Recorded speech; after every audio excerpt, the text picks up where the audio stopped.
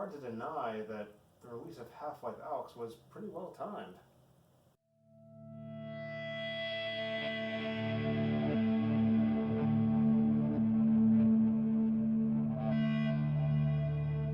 To get stuck in quarantine and get lost in a new chapter of the Half-Life universe is every Valve enthusiast's dream. To leave the outside world behind, if only for a little while, and set foot back into the dark and mysterious world of the Combine's cruel empire. To rediscover the Vortigaunts and to have our very senses chilled at the sight of the G-Man's return is something a lot of us have waited a very long time for. So it is understandable if there are some people that have a grievance with the fact that it released strictly on VR. And while the idea of dumping $1,000 for a new VR headset is tempting, especially with stimulus checks on the way for many of us, the fact, however, is this. The majority of those on a budget will want more economic options like the Oculus Quest that they can now plug into their computer and use via Oculus Link. I mean, it's going for like $400, right? It's a little pricey, but honestly, I think that the price is worth it for something like VR. Yeah, for some of those who may not know, finding an economic option for VR has become kind of hard at the moment. And it's not just because everyone wants to play Half-Life Alyx either. The only reason why I managed to even find this headset in particular was because my boss let me borrow it. So what's causing all the issues in finding these headsets now? It doesn't take too much searching to figure out why.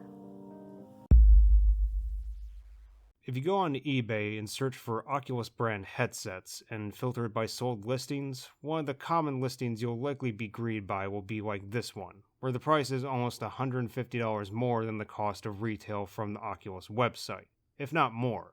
Even the used listings on Amazon are selling for almost double the original price. And if you want to find an Oculus headset on any retail website, the only one you'll likely find is on Micro Center. The reason why is likely because Micro Center's locations are limited and that they limit their purchases to one per household. And the story with the Oculus Rift S is about on par with the Quest, for those who are thinking about trying to step up to a mid-tier VR gaming experience. People are kind of taking advantage of popularity that the medium has gathered since the release of Alyx. Some even, dare I say, are scalping. And while I do feel grievance towards Oculus for not taking the Micro Center approach to their sales, I also have to acknowledge the fact that they're just doing what's good for business. If I were in the same position, I know I would likely want to do what's best for my business. I'm just lamenting the difficulty that's been made on finding economic options for VR. Because even though mods are releasing to play Half-Life Alyx without a headset, and I do think that's a good thing, after spending time on it through VR, I can say with confidence that playing it that way just wouldn't offer the same nuanced and immersive experience that the game was designed for. The experience being the difference between pushing a button and physically ducking to avoid being shot are worlds apart. It's unfortunate because it's easy to understand that anyone wanting to get their VR experience started would be repelled at the current state of the market. Virtual reality has come a long way. Prior to Alyx's announcement, I used to look at the medium as nothing more than something of a novelty that wouldn't stretch much further than on-rails experience. And now that my opinion couldn't have taken a complete 180 any faster on its possibilities, I'm facing the choice between paying more for one sooner or paying retail price to get one later. Those willing to even pay double, I understand their anxiousness.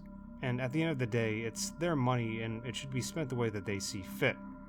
In circumstances like this, however, especially in the gaming industry, I feel that spending with your wallet often speaks, and I don't like to express the willingness to be overcharged. That being said, the only other option I have is to sit and wait. Thank you so much for watching to the end of my video. Honestly, I'm not really used to this kind of stuff. It's my first attempt at doing something like this. So, just trying to get used to it. It's definitely challenging for me to get through, and it's new. And I really appreciate you sticking around this long to just hear me ramble. If you like the video, go ahead and leave a like below, or a comment even. I like having discussions about the gaming industry as a whole, so odds are I'll probably respond to your comment at some point. But otherwise, I'll see you on the next video.